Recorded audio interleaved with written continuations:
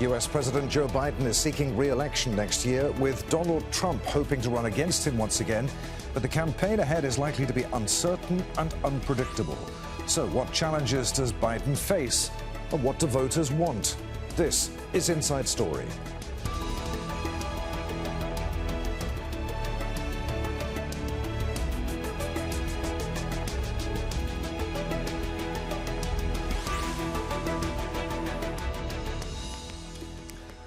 Hello, welcome to the program. I'm Adrian Finighan. Joe Biden is to run again for the US presidency, saying he wants to finish the job he started after replacing Donald Trump in the 2020 election. Despite facing criminal charges, Trump hopes to be his opponent if he wins the Republican nomination. But at the age of 80, Biden is already the oldest US president in history, brushing off concerns about his fitness for a second term. We'll be discussing the battle ahead with our guests in just a moment. But first, a report from Al Jazeera's Katia Lopez-Horoyan.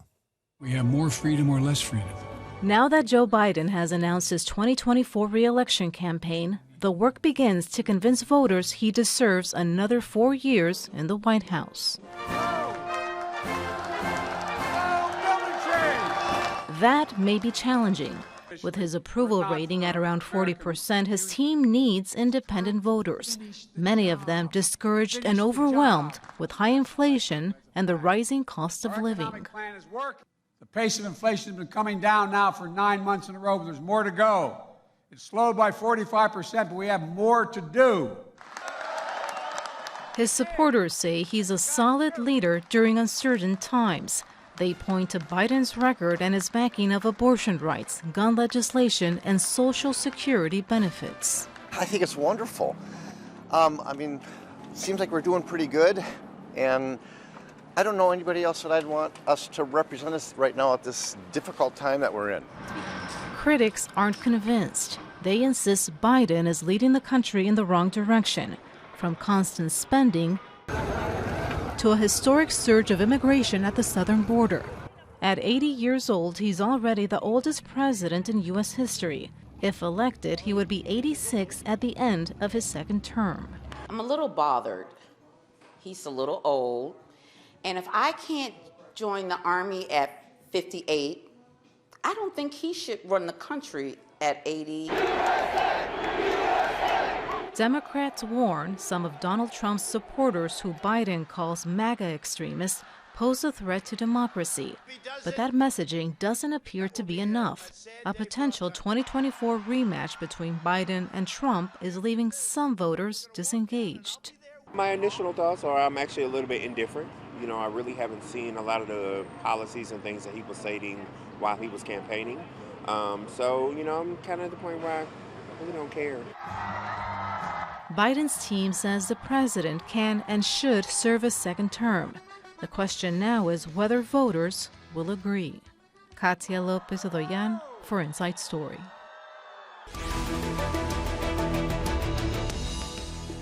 So let's introduce our guests for today's discussion. They're all joining us from the US. From Washington, D.C., we're joined by David Bolger, Democratic strategist and national security consultant. David's a former staffer to then-Senator Joe Biden. From Stamford, Connecticut, Liz Mair, Republican strategist and founder of Mair Strategies, LLC. Liz is the former Republican National Committee spokesperson. And also in Washington, Laura Blessing, senior fellow at the Government Affairs Institute, Georgetown University. Welcome to you all. David, let's start with you. 44% of Democrats say he's too old to run. As we heard, 70% of respondents to an NBC poll don't think he should run again because of his age. He'll be 86 by the end of his second term if re-elected. Surely Biden is just too old to run again, isn't he? I wouldn't say that President Biden is too old. I think he is, like many Americans of that age category. He is in good health. His mental acuity is strong.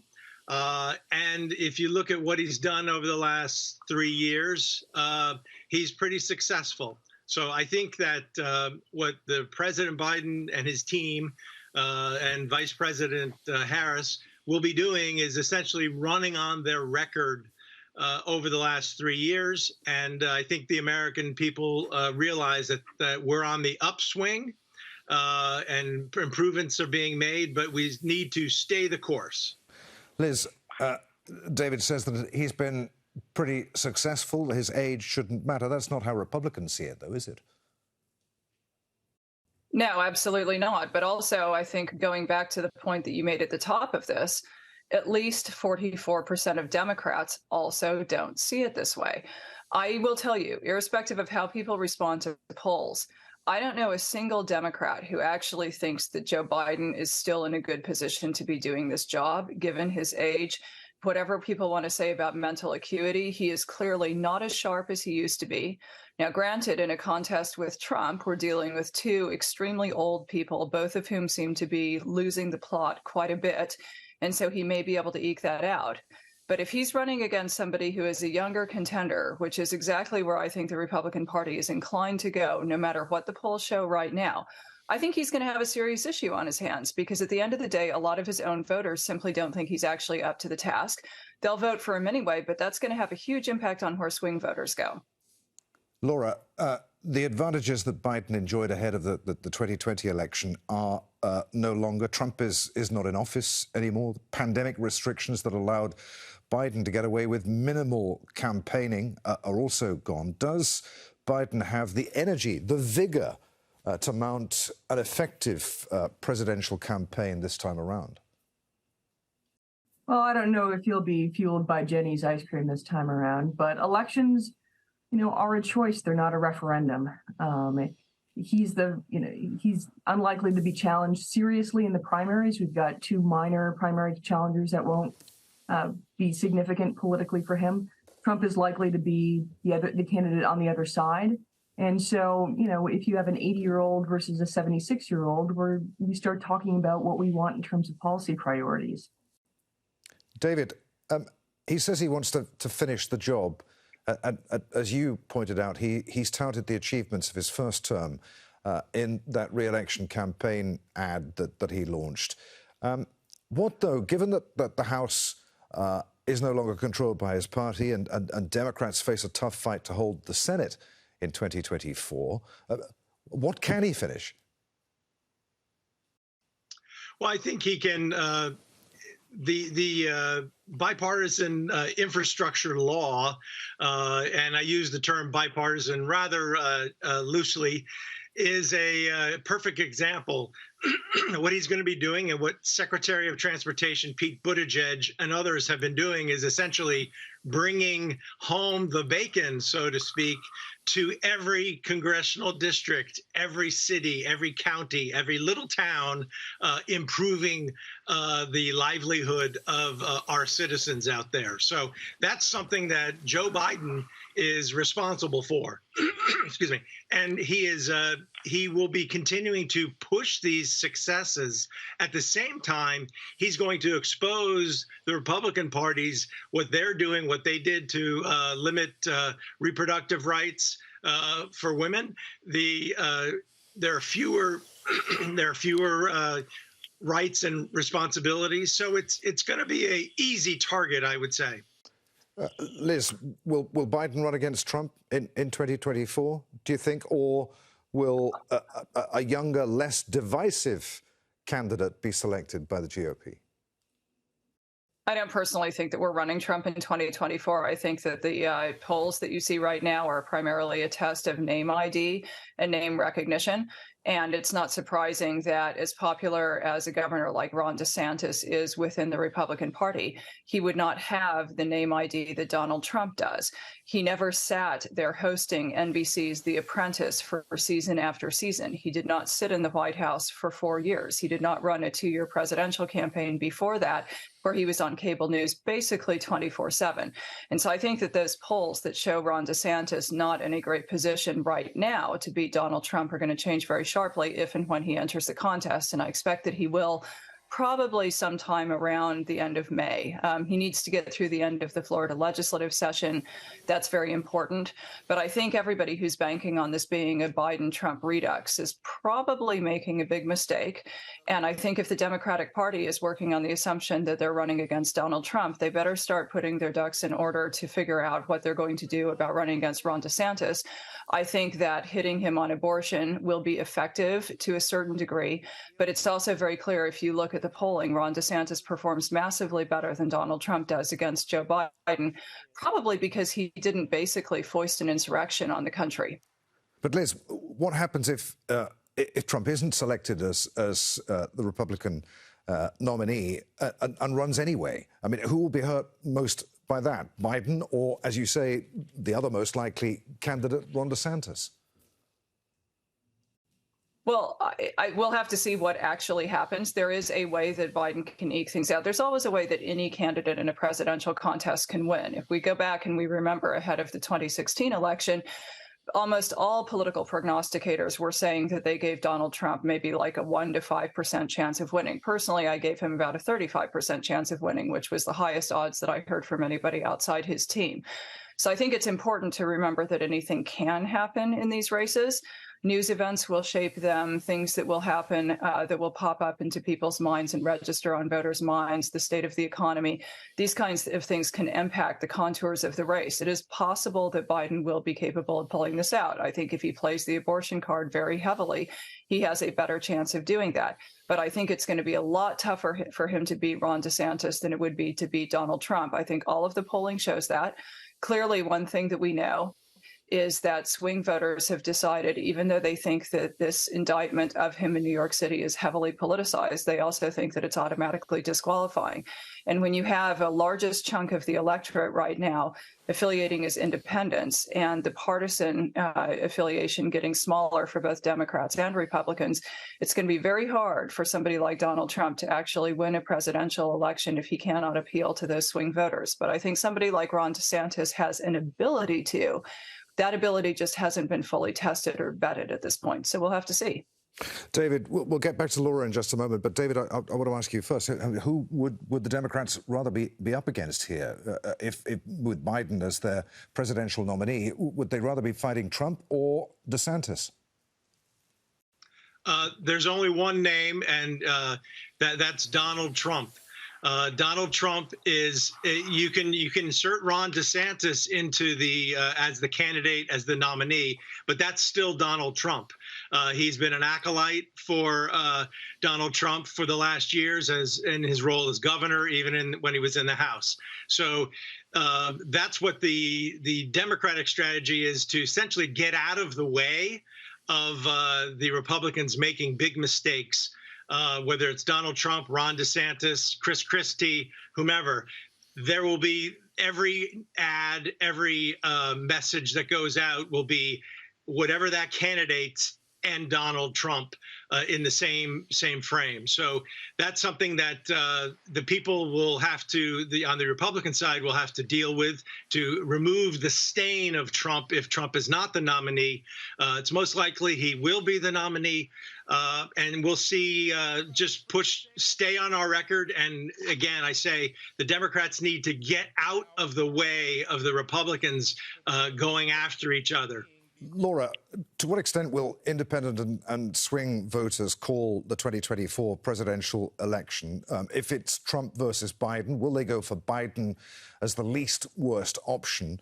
And to what extent will voter apathy play a part as well? If people aren't excited by either of the two candidates, we heard some of the younger people in our report right at the beginning of the program saying, well, they're not particularly fussed or excited by Trump or by President Biden. What happens if the turnout is low? I think you highlight two really important things right there. I mean, both independents in the middle are more likely to go for Biden. And Trump really does, as David just pointed out, he's the preferred person for Biden to run against from Biden's point of view. But we also have questions of a potential enthusiasm gap. And we've seen both parties historically really put a lot of attention on energizing their base as the key to winning elections. And so if you have a difficulty doing that, regardless of what side you are, you're going to have a hard time in the election. Liz, is the Republican base fired up enough to get behind whichever candidate the GOP nominates for president?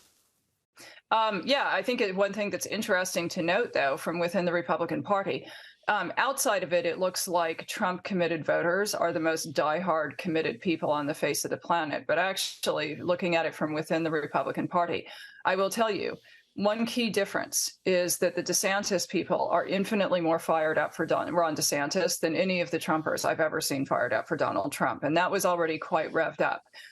You can find supporters of Donald Trump who will concede that there are things he has done that have been mistakes. He is imperfect. He is flawed. The DeSantis people, they won't concede. Honestly, if there were like a report about Ron DeSantis having done a poor job of potty training when he was 2 or 3 years old, the DeSantis people would push back against that, and they would fail to believe that. Those people are diehard. They are committed. They do not waver. I guarantee you, somebody who says that they are a DeSantis voter is 100% guaranteed to turn out, whereas Trump voters, I would say it's a little bit less than that, and I don't know where it sits with Biden voters. So I think when you're looking at that enthusiasm gap, that is an area where DeSantis might possibly be able to overperform expectations just a little bit based on the fact that his base is extraordinarily revved up. I mean, honestly, I've been working in this business for a long time. I've never seen a group of supporters that are as committed to a candidate and as fired up as Ron DeSantis voters are. And there are a lot of them. Put it on the line here. I mean, who do you think now the Republican nominee is going to be? Is Trump out of the picture? I've thought Ron DeSantis since we go back to like September of last year. I still think that. I think it's a little less likely than if you'd asked me 2 months ago, because I think he has had a little bit of a wobble. But personally, I think that the party would be crazy to nominate Trump over him. And I think that there is sufficient enthusiasm for me to see how he numerically gets it done. And the Biden team is already warning about the dangers of a Trump presidency, a second Trump presidency. What would America look like under a President DeSantis? Well, it wouldn't look the same as under Donald Trump. That's one place where Democrats are making a major mistake. And they may be actually missing opportunities to hit Republicans, because Donald Trump is very much right-wing when it comes to issues like immigration and trade. So is Ron DeSantis. But Ron DeSantis is actually very conservative on economic issues and social issues, whereas Donald Trump has been relatively moderate within the Republican Party on those. So I think Democrats really need to pay close attention to who Ron DeSantis is as a personality, because for as much as he was sort of dragged over the finish line in his first gubernatorial race by Donald Trump and his team, and he was endorsed by him, he's actually not a carbon copy of Donald Trump. Philosophically, he's probably a lot closer to Scott Walker or Ted Cruz. And if you look at how those people have performed electorally, that could mean something very good for him, or it could mean something very bad for him. But I think trying to depict him as a Trump carbon cutout, that's going to be very difficult to sell with quite a lot of voters that Joe Biden is going to have to persuade. He could do it. It's totally possible. But I think it's going to be tricky. David, are the Democrats taking DeSantis seriously enough at the moment? I think they are. I think we are. I think it's it's interesting. Laura brings up Liz. I'm sorry, you brought up the Scott Walker. I was going to say who? Scott Walker 7-8 years ago was the hot Republican candidate, and now he's pretty much nowhere. And Ted Cruz. Those are two candidates who've lost their presidential bids. So I think the Democrats definitely, we have to keep our eyes open. Again, I'm going to just emphasize that whoever is the candidate, there is an alignment with Donald J. Trump. And we will make sure that everyone knows that, every ad that is out there, that this is what you're looking at if you vote for this person. It's a carbon copy of Donald Trump. So that's I think the main message, attack message, is to say, let's make sure that we know who we're voting for, and look at the records and vote accordingly. Laura, do you want to come in on anything that you've heard in the last few minutes? I think there's a little bit of a distinction between similarities in personality versus policy style. Depending on what voters are interested in, They may not see a difference on things like abortion policy or voting policy between some of these candidates that are being discussed. So in terms of how policy actually affects lives, I think that's a worthwhile discussion, not just for the campaigns to have, but for the media and the American people to consider. Laura, getting back to Biden's age and his ability to see out a full term, what happens if Biden is somehow incapacitated between now and the election, before 2024? I think that's highly unlikely, but then, we will we'll see who we have waiting in the wings. So this is why vice presidential choices are important. Not to, I want to phrase this in a more sensitive way than this, but, people don't tend to remember McKinley very well.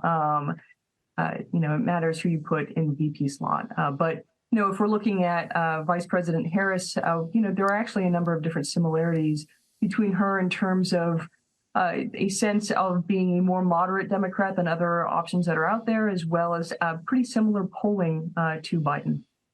David, mortality rates for men of Biden's age are almost 5 times higher than for 55 to 64-year-olds. I know Laura was uncomfortable with the way that I phrased the last question about Biden somehow being incapacitated. But given that the odds of him serving a full second term are not in his favor, I mean, we have to be open and honest here. Is Kamala Harris the right person to be on the ticket for 2024?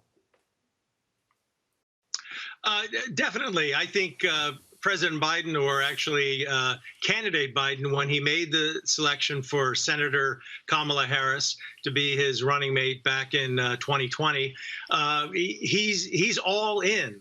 He supports all the work that she's done. There have been some ups and downs, definitely. There's been some personnel issues on her staff. But for the most part, Vice President Harris has been an asset to this ticket. I think you're going to see more of her. If you saw the video yesterday, I think there were definite references. Not only the second gentleman was there, too. So I think President Biden is really pushing the team approach because there are different audiences that Vice President Harris appeals to. So I think he's definitely all in with that. And let me just say, President Biden's age, I think he will own it. I think he will recognize that this is what 80-year-olds do, but he's not going to shy away from the fact that he has decades of experience. He knows world leaders. He knows how they think. He knows how systems work. And he's going to essentially execute on those initiatives going forward. So again, I think last 3 years have been very successful from a legislative point of view for the Biden administration, and I think he's going to work on that record. The economy just has to continue to improve, though. All right, David. So that's how 80-year-olds are. But as Liz pointed out earlier, he's not as sharp as he used to be. We've seen that. I mean, he's prone to making the odd gaffe here and there. To what extent is he putting his party at risk by taking this huge gamble and running again for a second term? Well, if we're talking about gaffes with President Biden, he had this I don't want to say it's a problem, but this type of responses when he was in the Senate too. So gaffes are not necessarily the barometer here.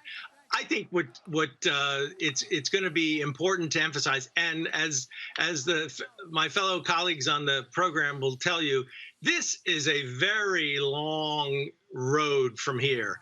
Not only from a calendar point of view, but if you have gaffes, if you have missteps, if you say, I mean, look at Gerald Ford, what he said about Poland in the 1976 campaign. So I think this is at early days in the campaign, and Joe Biden knows that. So it's going to be he's ready for the ultra marathon that he's going to be going on, and this is his last election. All right, well, let's put that to Liz for a moment. I'm going to ask you to look at the other side, the point of view from with a strategic hat on. If you were advising the Democrats, Liz, I mean, this is quite a gamble, isn't it, by a man of his, putting up a man of his age to run for a second term. I mean, what would your advice to Democrats be right now? Well, yeah, entirely. It's a gamble. And I would also point out, if we're going to talk about Gerald Ford and gaffes, Gerald Ford got his butt kicked, so that's probably not who I'd be pointing to as a sort of defense of Biden's ability to pull this thing out. Look, I don't think Democrats necessarily have a better choice. What do? Run Gavin Newsom? I mean, I think Gavin Newsom has a very hard time appealing to a lot of the voters that Joe Biden has appealed to, sort of more working class, blue collar, traditional union type household voters who have stuck with Democrats in certain instances, like if they run somebody like a Joe Biden. I think that's very difficult for Gavin Newsom.